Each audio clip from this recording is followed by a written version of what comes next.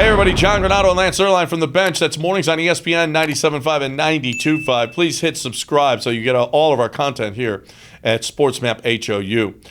You said, now Lance, you said you don't dislike the players the Texans drafted as much as the strategy on how they drafted. Talk about that with what Caserio did in this draft. So I think when you know that you're going to, and if they don't know this, I'll tell them you're not going to be good next year. So you're going to have a high draft pick. At some point, Deshaun's situation is going to get settled this offseason. If you don't believe that, I'll go ahead and we can direct message me and we can fire something off on it. And the loser pays the winner's charity. Deshaun will have trade value too. He'll have 3 first-round pick trade value. So if you work forward and you make some projections, the Texans are going to have a tremendous amount of trade capital, likely over the next 2 years, but definitely next year. With that in mind, I thought the pick of Davis Mills, who has 11 starts, has a little bit of an injury flag from what I heard from teams, with I believe a shoulder. He's got 2 injuries with knees previously in his career. It doesn't make sense to me. You've got Tyrod Taylor. You've got a 6th-round pick you trade for Ryan Finley. I don't understand the concept of adding another quarterback into the competition with the first pick of the 3rd round, where there are 2 very good cornerbacks still on the board, a very good defensive lineman who could have been a plugger and maybe the next DJ Reader. I don't understand why you pass up on those kind of players when you think it's very likely or it's very possible that you're looking quarterback next year.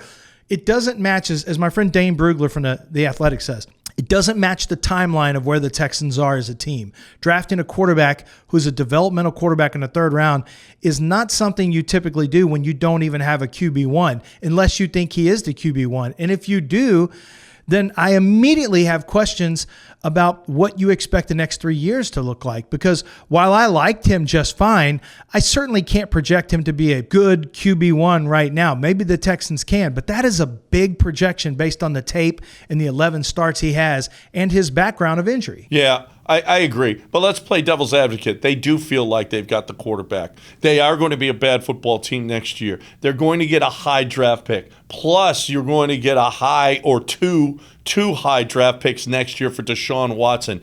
If Davis Mills shows up this year and shows you he can play football, plus you're going to probably have a couple of first-rounders in the following year as well, now all of a sudden, if you don't have to draft quarterback up there, you can trade back. You can get a lot of good football players. If Davis Mills fills this void that you've got at the quarterback position, holy cow, you are set now. And it won't take you that long to actually become a pretty good football team. It's the Russell Wilson model.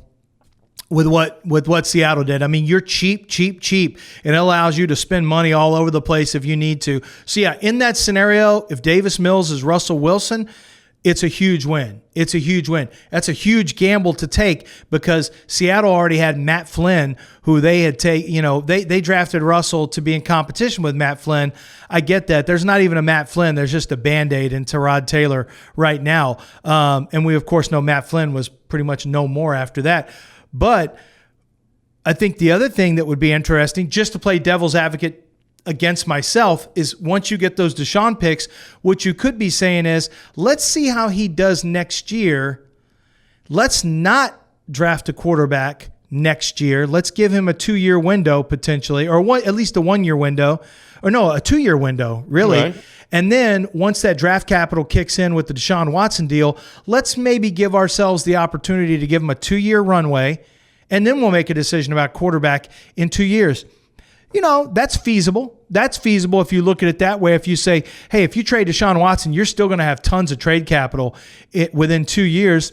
Okay. And if you hit with the quarterback, then you got a cheap quarterback for a good 4-year run. If you hit on Davis Mills, that is a potential home run for the Texans. So I know you like Paulson Adebo. So if, let's say, Paulson Adebo or Aaron Robinson or Josh Palmer or any guy of these guys play really well, is it a huge mistake by this organization that their very first draft pick if Davis Mills doesn't pan out? Yeah, if one of those players becomes a Pro Bowl cornerback or at a position of need, absolutely. If Alim McNeil becomes the next DJ Reader, absolutely. If Fiatu Milifanwu or Paulson Adebo become great, and we don't even know where they were on the Texans board. I mean, they must have been lower than Davis Mills because those are also huge needs, and they didn't even draft a cornerback. I mean, they didn't even draft a cornerback. So the Texans obviously don't see it as a need. I guess their secondary is really good after free agency. So I just, the entire way that the draft was constructed, where you're giving away draft picks to move up for Nico Collins, you're giving away draft picks, and you end up with Garrett Wallow. It didn't make a lot of sense to me. I would have rather seen trade outs of a pick and get a future draft pick for next year. Trade the first pick of the third round, trade completely out of it, and go get yourself a second rounder next year. I'd have been better off with that. Yeah, no, I agree. It was some of it was, there's no question. I just think that we gotta slow down on Davis Mills though, because if he pans out now, I know everybody thinks that there's zero chance that Davis Mills will pan out, but if he pans out, it's going to be a huge win for the organization.